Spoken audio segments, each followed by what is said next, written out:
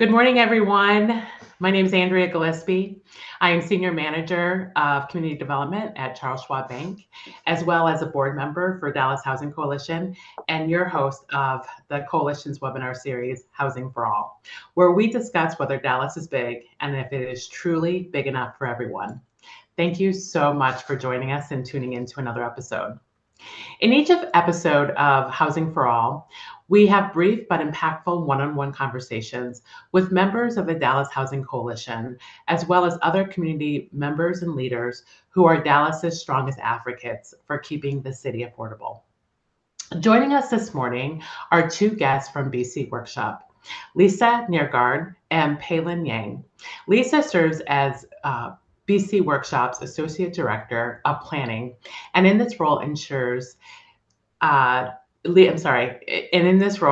policy and community building initiatives. Through a process called Informing, Lisa ensures BC Workshop empowers communities to advocate for key community resources. Pei-en is the design manager for BC Workshop, and in her position, she supports the organization's design efforts. Thank you so much, Lisa and Pei-en, for joining us today. Thanks for having us. Fantastic. So I always have a little bit of nerves when I get started, but we can roll into the best part of the call, which is our conversation. And Lisa, I want to kick it off with you and just ask if you can share a few words about the organization BC Workshop for those of us who aren't familiar with it. But also, the workshop has put out some very important housing reports recently, the State of Dallas Housing and Plus One Housing. So if you could cover that as well, that would be great. Yeah. Building Community Workshop is a nonprofit community design firm. We're a group of architects primarily and planners. That would be me. And we are focused on the intersection of community input and informed design in our housing production and neighborhood development process. So that's kind of where we like to sit. And so our two reports, the State of Dallas Housing started in 2016. And we have done one each year since then. They've taken slightly different forms. And this past year, we decided to do a comparison report. So looking at how Dallas has changed in these kind of key data metrics from 2016 to 2021. And we'll try to, our hope with the State of Dallas Housing Report is that it actually become this kind of longitudinal data report so that people can really utilize it as to see how things are changing over time and a source for that. And then the Plus One report is actually something new that we're exploring. Like we think about, medium density, what does that mean and where do we start?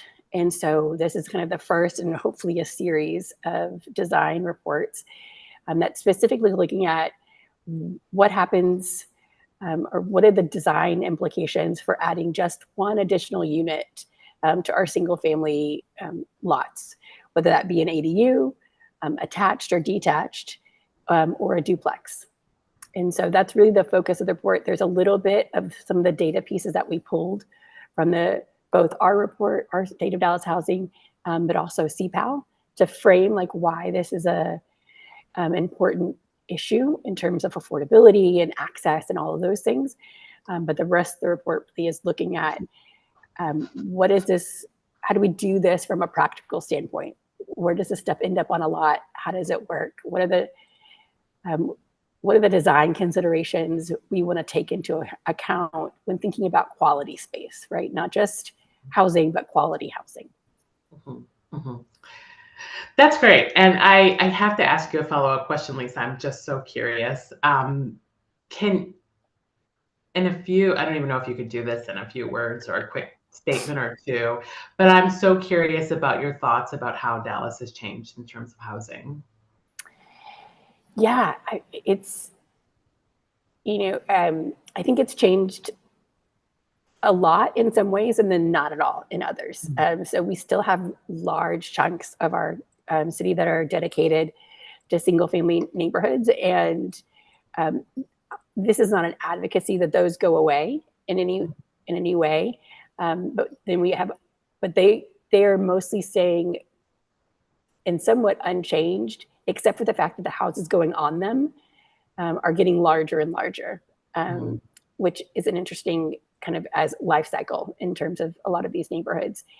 And then on the other side, we're seeing some of our, one of the things that I thought was so interesting in our last report was that it looks like our lot sizes are getting smaller, which I know there's kind of a movement to go from smaller minimum lot sizes, but the houses on them are not getting smaller.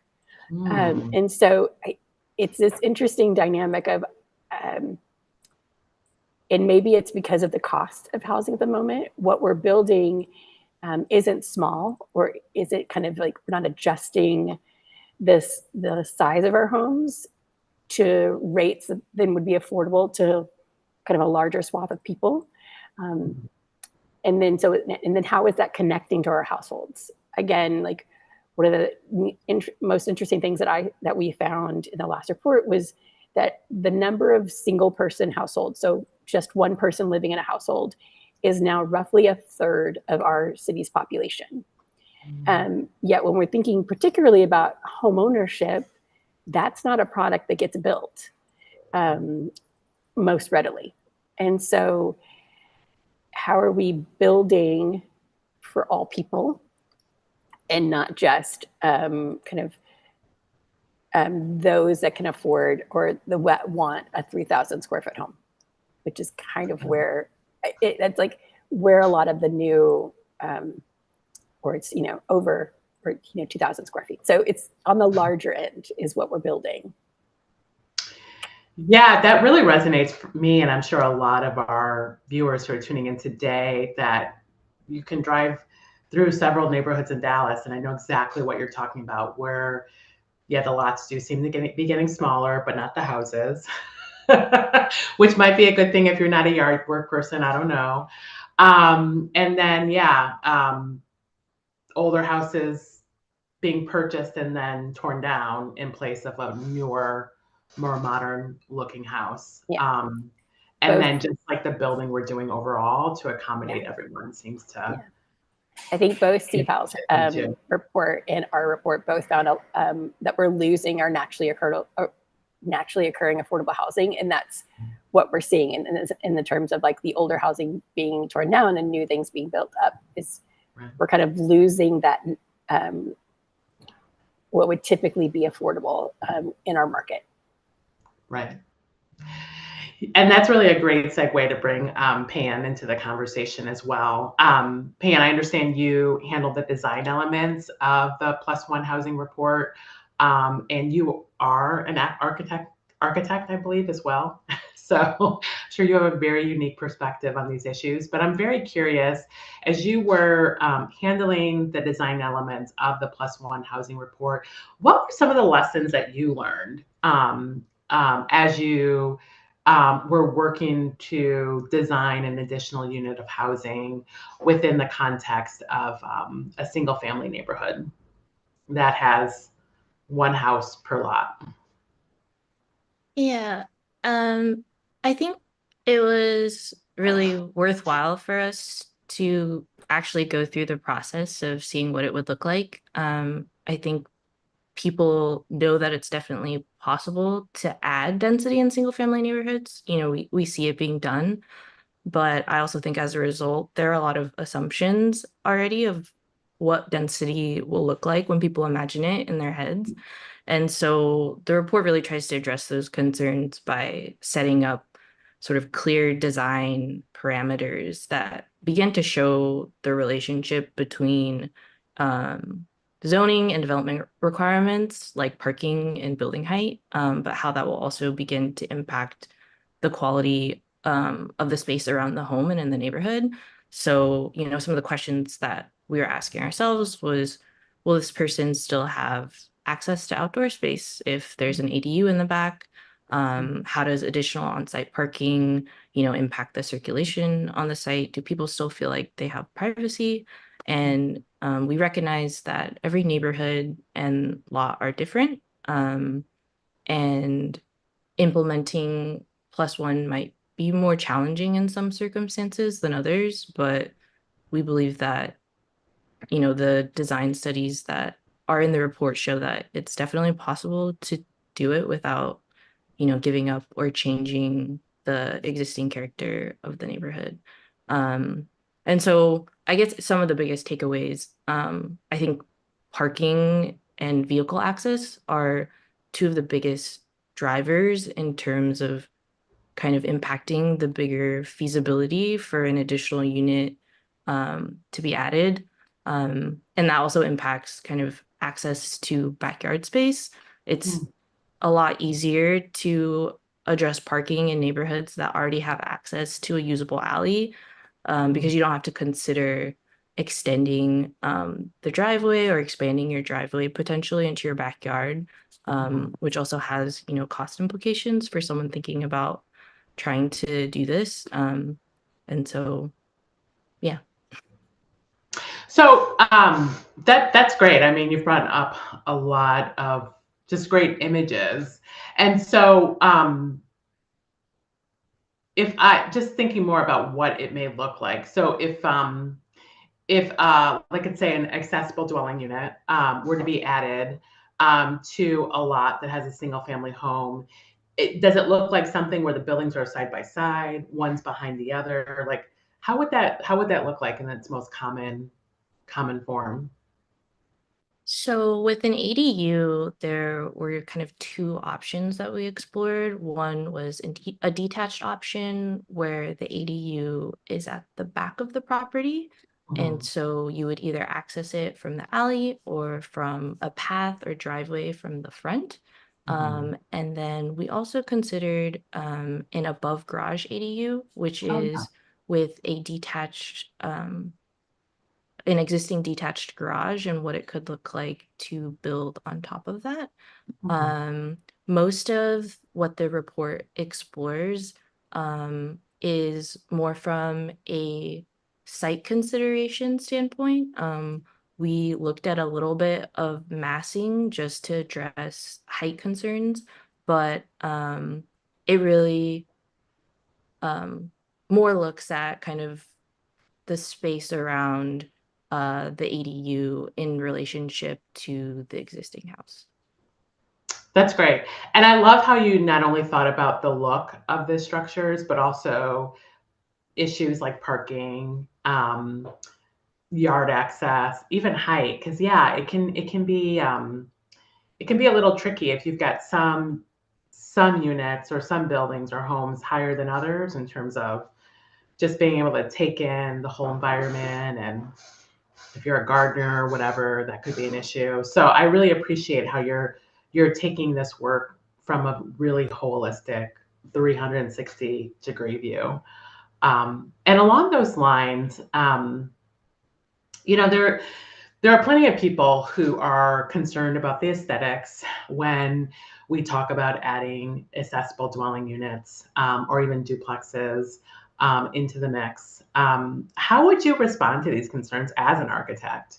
And is there a way? It sounds like there is a way where all of this could coexist if it's done thoughtfully.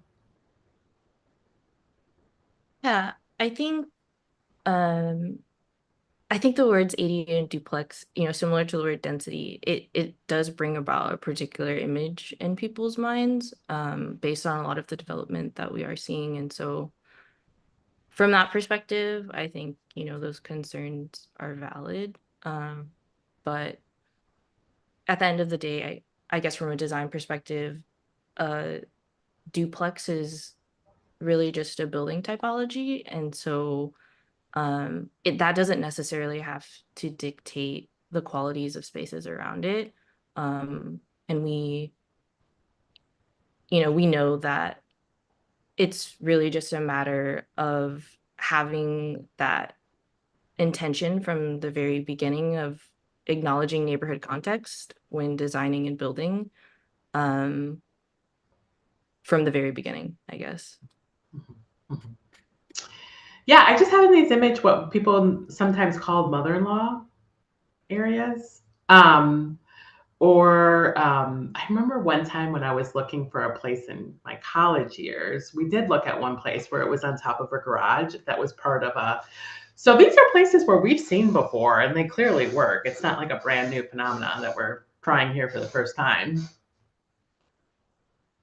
Yeah, and part of the report, there's a section of the report that actually looks at existing single family neighborhoods in Dallas that are more historic and older, and there are examples of ADUs and duplexes alongside single family homes. So we see that in neighborhoods like Junius Heights and Winnetka Heights. And so you're right, like it does exist. Great. And Lisa, coming back to you and the reports that you mentioned earlier in our conversation, how do you hope both the state of housing, the state of Dallas housing and plus one housing would be used by policymakers, Dallas residents, and and also members of the Dallas Housing Coalition? Yeah. So I think so. For the state of Dallas housing, I think what I hope that people are using it for is having conversations that are grounded in facts, in data, in kind of not feeling. To be perfectly honest, I think for so many, your home is such a emotional thing, both because it's where you live, but it's also for some people, most people, the biggest investment they will make. And so changing the things around it brings about fear. And so what I'm hoping that the housing report does is allows for a conversation that can be grounded in something other than those feelings.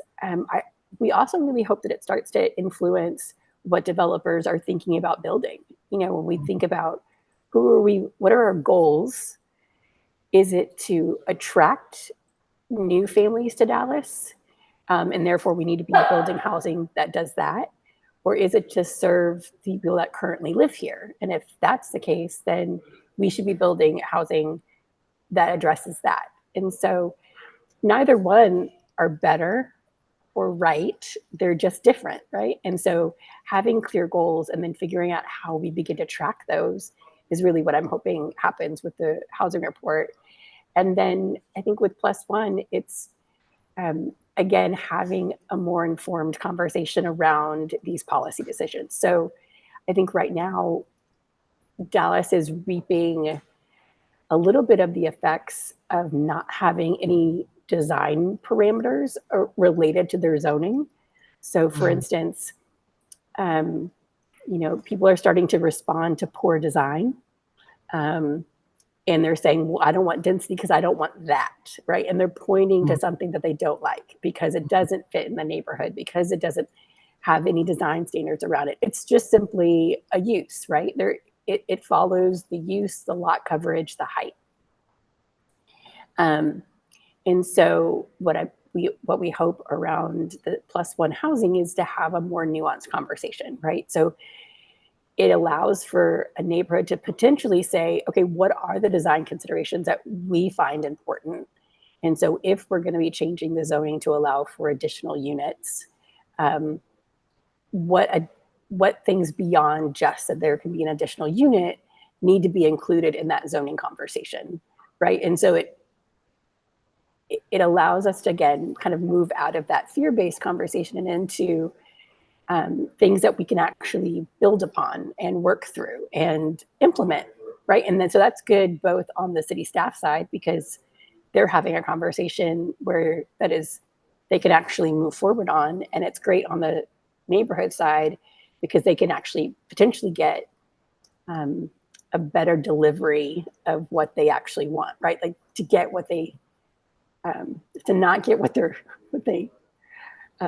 that thing, right? The thing that's on the other block that they really don't want, right? So that's really I think our goal around all of it is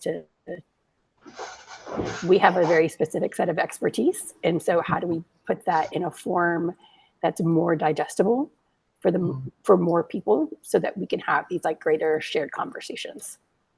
That's great.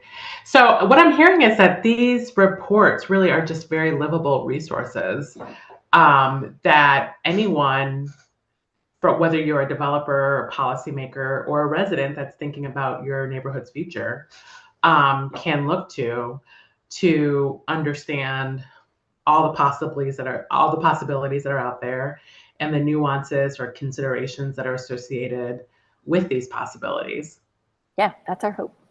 Is that they're used by anyone that's interested in housing, in how do we get more and a greater variety of housing in our city. Mm-hmm. That's great. I love that. And those reports are right on your website. Anyone can go to bcWORKSHOP.org, I believe, Yep. and find those reports. Yeah, and there are lots of old reports that you can also peruse through if you have an extra hour or so. There's a lot of great resources, especially if you're a big fan of neighborhood history. That's the website you want to go to after this call. Fantastic. And Lisa, staying with you for a second. Well, actually, this would actually be for both of you. I'm very curious, Lisa and Pei-en. I would guess that community input and feedback is very important just to your process as an organization that's doing this very thoughtful work. How do you incorporate this? How do you solicit it? I'm just curious how you get good feedback, and then how do you use it in your publications and works around housing and neighborhood designing?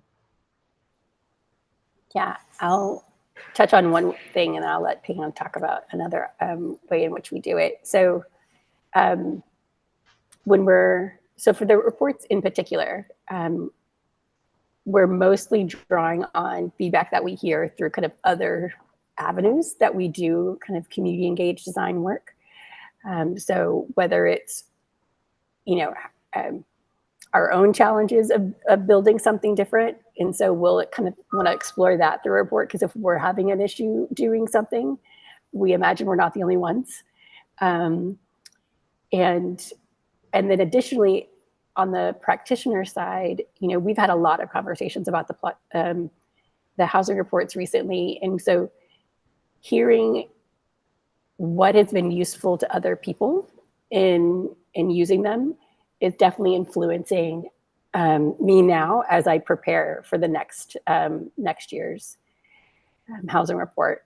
But then in addition to that, we also, when we're doing a specific building design, whether it's multifamily or single family, we'll do, depending on the client, we'll do direct design. And so I think, Pei-en, if you could actually talk a little bit about some of the design conversations we've been having in Dolphin Heights, I think that would be a great example of some of that. Yeah, I think, community engagement looks a little different depending on the neighborhood or project, like Lisa said. But I think we try to keep the process of incorporating feedback as transparent as possible, so people are able to see that relationship between what has been said and like the outcome of something. And so we're working on a home catalog in Dolphin Heights, and so they have a house in the neighborhood that they use for neighborhood association meetings, and it's a gathering space there. And so we worked with the neighborhood association to host kind of these participatory design sessions there, where we provided street elevations with the adjacent homes next to the proposed lots, and had different floor plans and elevation options that people could choose from. We looked at landscaping. Residents were really concerned with some of the new development in the neighborhood because they were tearing down existing trees. And so that was something that we could have never known if we had not opened up that conversation. And so I think it's really important for us to hear about the thoughts from the people who will actually be living there. And so, yeah, that's kind of an example of what it could look like from a building design perspective. I love that. I mean, as being a member of a distinct community myself, I mean, that cares about a lot where I live and raise my family. But I don't always know about all the resources or options that might be available for me as I hopefully, work with others to continue to make where I live just a thriving place to live. And it sounds like you're able to do that. You're able to like take what you know and your expertise and the vision of the residents and the communities that you work with and kind of bring those two together. And I would imagine every community is a little bit different, but some of the concerns are probably carried over from one place to the next. And so it sounds like you're also in a position to be able to share what other communities have done when they face the same challenges or opportunities as well. Yeah, I think that's absolutely true. The issues of streetlights, streets, parking, traffic, and safety, are pretty universal. And so sometimes there's a design solution and sometimes there's not. But there's getting neighbors together and kind of supporting them and organizing organizing themselves is always where any of these strategies start, right? And so one thing that we hope that these design conversations do is that it also starts to bleed over and just building stronger relationships amongst neighbors. So that we might be having a conversation about housing, but they can also have a conversation with themselves about all these other things, and then they can take that to their city council member or something, some other level. And that just ultimately builds a stronger community, regardless of, the design piece. I cannot believe we're already at time. I say this every week, but it's very true. When I'm able to talk with experts and passionate, committed individuals like both of you, the time just flies by.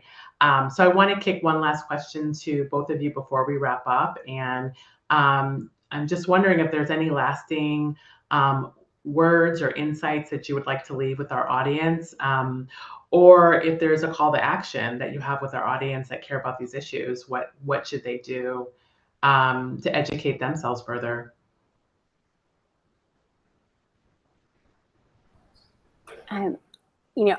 What I love about the Plus One report is that it's at a scale that that anyone that owns their own property could potentially participate in addressing our affordable housing crisis. If you have a garage that you could convert or want to build on top of, or can build an ADU, you have the power to actually add housing. And I love that, because so often our conversations around housing and our housing need are so big, they're so large that, the individual person doesn't feel like they have a role. And then this is an opportunity, I think, for those of us that have the, good fortune of owning some land, can actually potentially participate. And it also identifies this whole area of our city that could participate in the process of contributing to adding more housing without giving up the neighborhood that they love so much, right? It doesn't have to be an either or. We don't have to turn into one, a complete community of multifamily. That doesn't have to be the answer. That is the answer for some places, but it's not the answer for all of us. And so I think that's what I am so excited about this report and getting it kind of into a lot of different people's hands, because it is very actionable. I love that. Well, Lisa and Pei-en, thank you so much for joining us this morning and sharing your unique perspectives on our current built environment and its impact on affordable housing. We wish you much success throughout this year and beyond. So thank you so much for your time today. We really appreciate it. Thank you. And with that, I wanted to remind all of our viewers to follow the Dallas Housing Coalition on all its socials for updates on future installments of the Housing for All webinar series, and also on ways that you can get involved in the work of Dallas Housing Coalition. While you're at it, go ahead and click on the Dallas Housing Coalition's website at dallashousingcoalition.com, where you can learn more about its member organizations like BC Workshop, and join the coalition if you're not already a member. And finally, early voting on the City of Dallas's bond package begins April 22nd. And if you need to find a polling place, you can visit DallasCountyVotes.org. Thank you for tuning in to another installment of Housing for All, where we discuss whether Dallas is big and if it is truly big enough for everyone. Have a wonderful weekend.